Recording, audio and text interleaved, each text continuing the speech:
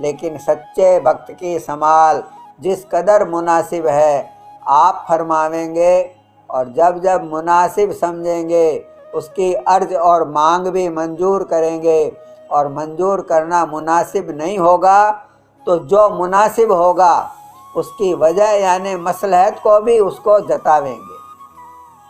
जिससे उसको ताकत बर्दाश्त की हासिल होगी और किसी वक्त और हालत में अधीर और बेसब्र नहीं होगा। पर शर्त यह है कि जब से वह सद्गुरु दयाल की शरण में आया कोई नाकिस यानी पाप कर्म जानबूझकर न करे और अपना व्यवहार और बर्ताव उनके हुक्म के मुवाफिक जहाँ तक बन सके दुरुस्त करे। और मालूम होवे कि बहुत सी तकलीफ़ों और बलाओं को जो कि अभ्यासी सत्संगी के पिछले कर्मों के असर से आयद होती हैं, बाला बाला अपनी मेहर और दया से टाल देते हैं या सूली का कांटा कर देते हैं जिनकी उसको खबर भी नहीं होती, और बहुत से कर्मों को सहज में बाहर या अंतर अभ्यास में भुगतवा देते हैं कि जिनकी थोड़ी बहुत झड़प इसको मालूम होती है और उन कर्मों के पूरे असर की खबर भी नहीं होती। इस सबब से हरदम सत्संगी अभ्यासी को उनकी दया का शुक्राना वाजिब है। इसी तरह सिर्फ सत्संगी अभ्यासी के ही नहीं बल्कि सत्संगी के प्यारों और नज़दीक के रिश्तेदारों के कर्म बहुत रियायत के साथ काटे जाते हैं कि जिससे उनको और सत्संगी अभ्यासी को बहुत कम तकलीफ व्याप्ति है और बहुत रफ़ाइयत यानी बचाव और संभाल उन कर्मों के भुगताने में सद्गुरु दयाल अपनी दया से फरमाते हैं। ऐसी दया का हाल हर एक सत्संगी को मालूम भी नहीं होता यानी जताया नहीं जाता है, लेकिन जो कोई अपने रोज़मर्रा के हाल और मन और इंद्रियों की चाल और दया की संभाल की निरख परख करते रहते हैं उनको थोड़ा बहुत हाल दया और रक्षा का मालूम होता रहता है और वे ही तहे दिल से शुक्राना बजा लाते हैं। प्रेमी सत्संगी को मुनासिब और लाजिम है कि जो वह भजन की तरक्की और रस चाहे तो अपना संसारी व्यवहार और परमार्थी बर्ताव दोनों को मुवाफिक हुक्म के जिस कदर बन सके दुरुस्त करे और इस बात की होशियारी रखे कि जहाँ तक मुमकिन होवे उसके हाथ से अपने मतलब के लिए किसी को दुख और तकलीफ न पहुँचे, और आम तौर पर प्रीत और दया का बर्ताव और आम तौर पर प्रीत और दया भाव का बर्ताव सबके साथ रहे। जो लोग की राज दरबार में नौकरी करते हैं और वहाँ उनको लोगों को दंड और सज़ा देना पड़ता है या किसी के साथ नरमी और किसी के साथ सख्ती से बर्ताव करना पड़ता है, तो मुवाफिक कानून के अमल दरामद करने में कुछ मुजायका नहीं है, लेकिन जो मुनासिब तौर पर थोड़ा दया का अंग उस बर्तावे में संग रहे तो बेहतर है। इसी तरह परमार्थ के बर्ताव में मुख्यतः मालिक के चरणों में प्रीत और प्रतीत की है। बगैर इसके न तो शरण दुरुस्त हो सकती है और न अभ्यास थोड़े बहुत प्रेम के साथ बन सकता है। इस वास्ते हर एक काम में सद्गुरु दयाल की दया और मौज का आसरा रखना मुनासिब और ज़रूर है,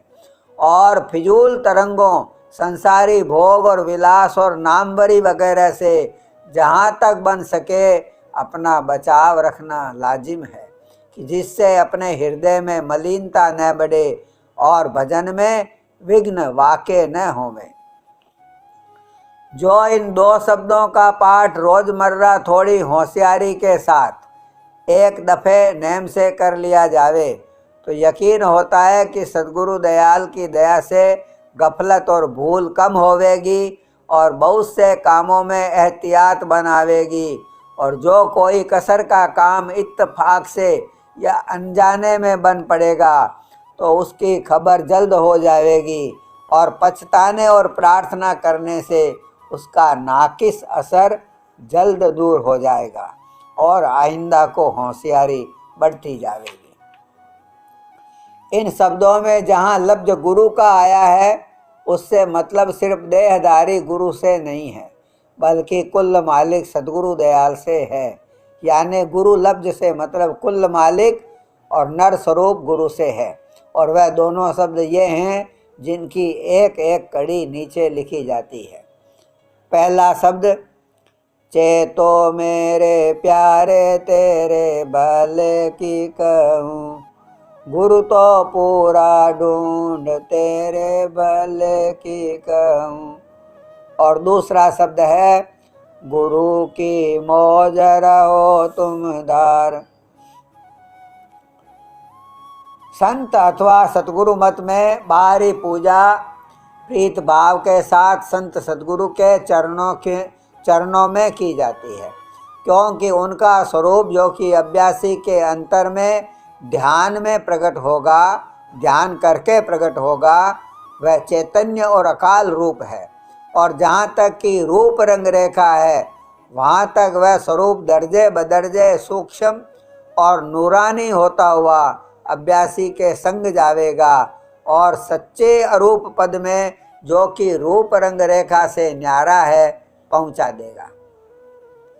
और अंतर में सेवा संत सद्गुरु के निज रूप की है, जो कि शब्द और प्रकाश रूप हैं। और वह सेवा यह है कि चित्त देकर आवाज़ को घट में सुनना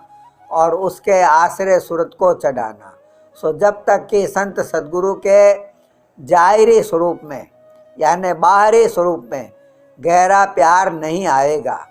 तब तक शब्द स्वरूप भी जैसा कि चाहिए प्रकट नहीं होगा और न उसमें गहरी प्रीत आवेगी। यानी अंतर में चढ़ाई संत सद्गुरु के जाहिरी स्वरूप की मदद से होगी, जो उसमें गहरा प्रेम रहा है। सद्गुरु मत के अभ्यासियों को चाहिए कि विरह और उमंग लेकर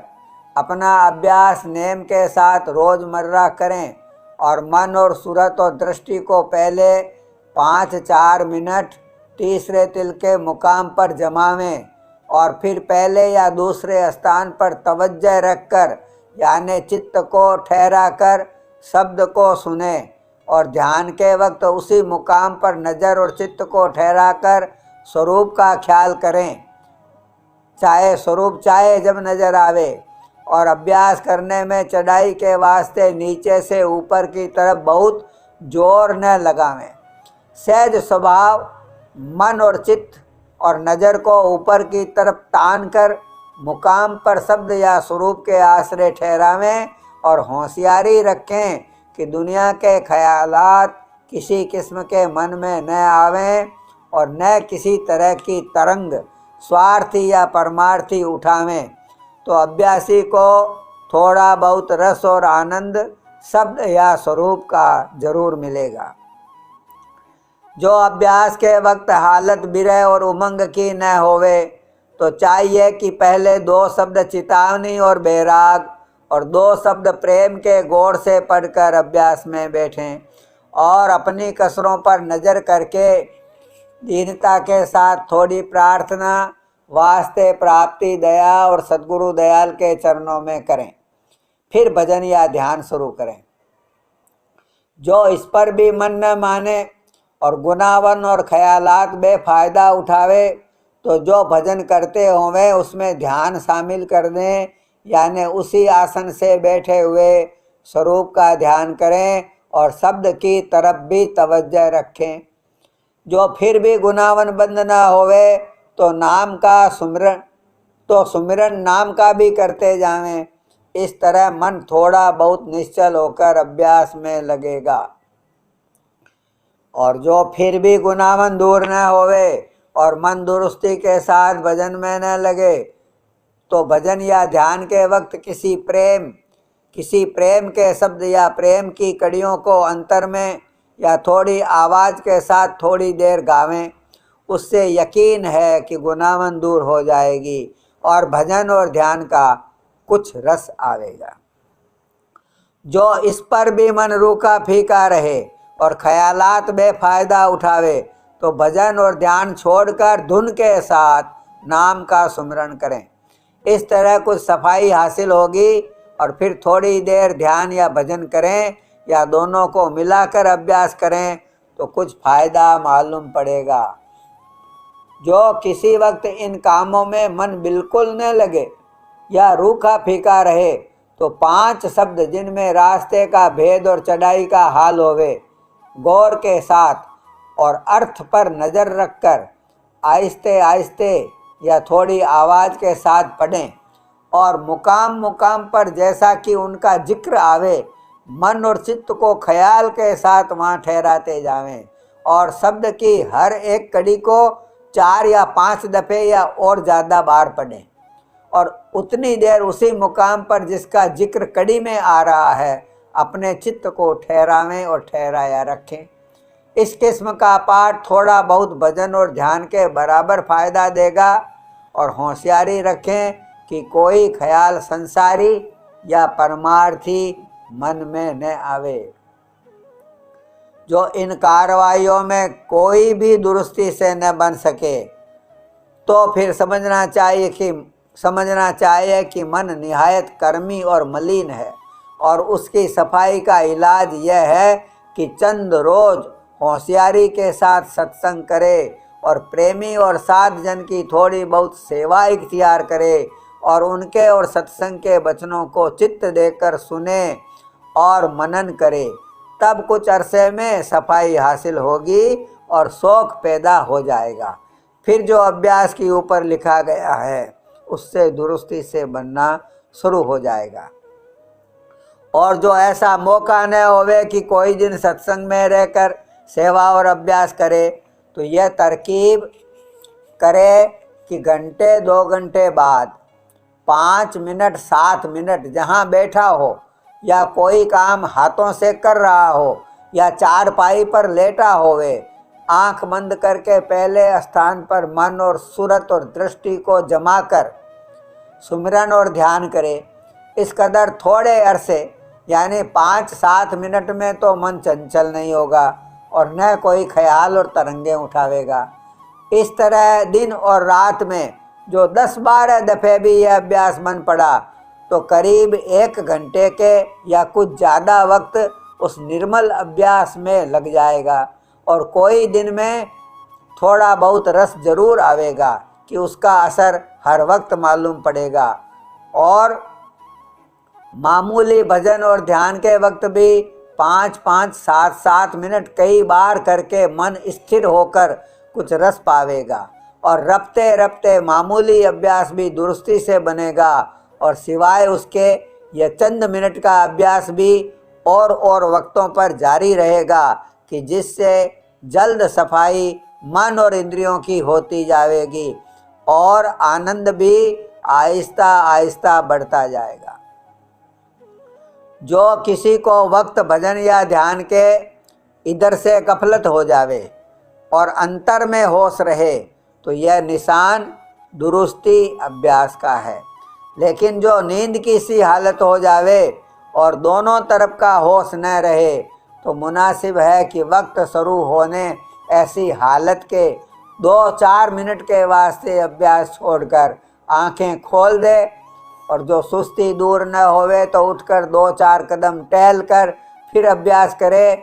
जो फिर नींद की सी हालत होवे तो वही इलाज करे और जो फिर भी गफलत आवे तो उस वक्त अभ्यास मुलतवी कर दे।